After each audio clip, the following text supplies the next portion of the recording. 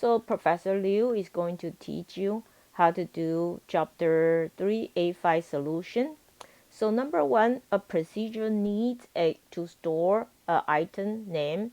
So I already told you this is a procedure.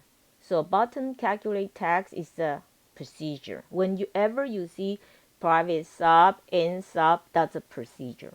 Inside a procedure, if you need to declare a variable, and you must use dim because it's a local variable. Local variable. All right. So that's why it's dim, and it's a name, it's a string. And the three letter for a name will be str, and here you put name and my name, omble something. Because we say this is a decimal number, so we put dblPrice as double. So I explain this one for you. And I also need to told you like the second one is still procedure level. Remember, procedure level has to be dim, and it's integer, so start with int. And you can put different name, but these are the option. You are free to name anything you like, but we usually want it to be everybody should make sense name, so everybody can understand. So make a name which can be understood by everybody. Initial stock as integer, purchase unit as integer, sold unit as integer, and stock as integer. At this moment, if you name it different from us, it's okay. From me, it's okay. The only thing I check is you must have a dim, you must have a int, this one I even spell wrong. Int, three letter in front. Let me int. I spell wrong, so I'm going to fix it right now. Otherwise, I'll forget. Int. All right. So that's only thing I check. You have int in front and you have as integer. Now we're going to write assignment statement.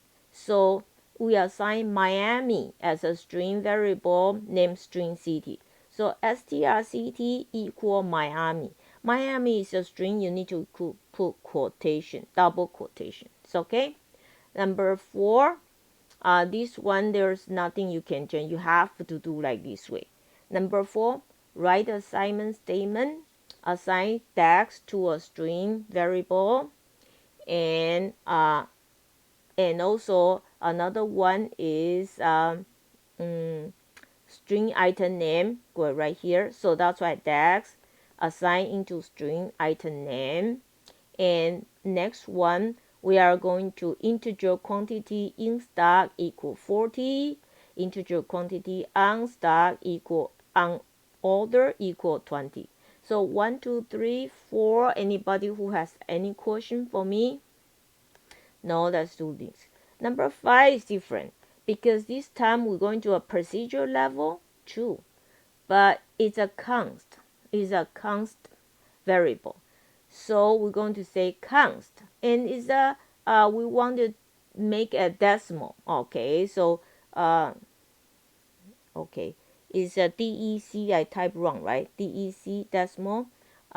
So it's called DEC. I type wrong. Okay, I type so many typo. All right, so let me fix my typo too. Okay, so this will be DEC tax rate equal 0.05. Now I'm going to continue. Write a statement to store the content of text unit. So this is very important right now. Okay, this is very important. It's integer. Remember, it's integer, so you say integer. TryParse. Okay. From the control is like text box and label box. So from the txtUnit.Text and goes to variable called intNumberOfUnits. So the question says write a statement to store the content of text unit control in an integer into into an integer variable named integer number of units. This will be on the test guarantee, all right? Number 7, write a statement to assign the content of an integer variable named int number of unit to the LB unit, to LBL unit. So now its integer is going to go to LBL unit. This is a string. Now remember, you can only go string to string. You cannot go integer to string. The only way you do is you convert it. You convert this integer number to a string. Now you can store in a string data type. Number 8, application need to store part of number, item, and its cost. And an example of the part number for this application is A103. But this time we want to write the appropriate private statement. So this is class level. So remember, we have 3 level, class level right now. So private strItemName as string, private dblCost as double. This is private, so everyone knows it.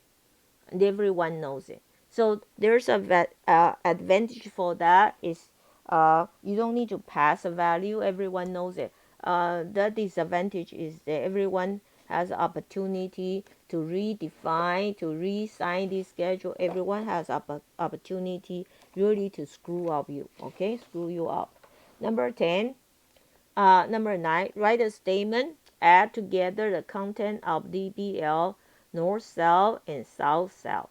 So then we're going to put into a text box. So what we need to do is first when we can add when they are double, when they are in double, we can do the addition.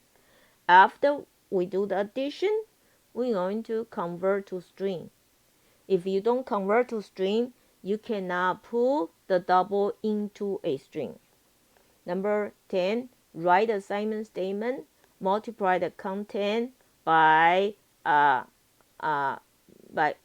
assign the result. Okay, so multiply the content of the salary by the number 5 and assign the result to here. So salary equals salary times let me see,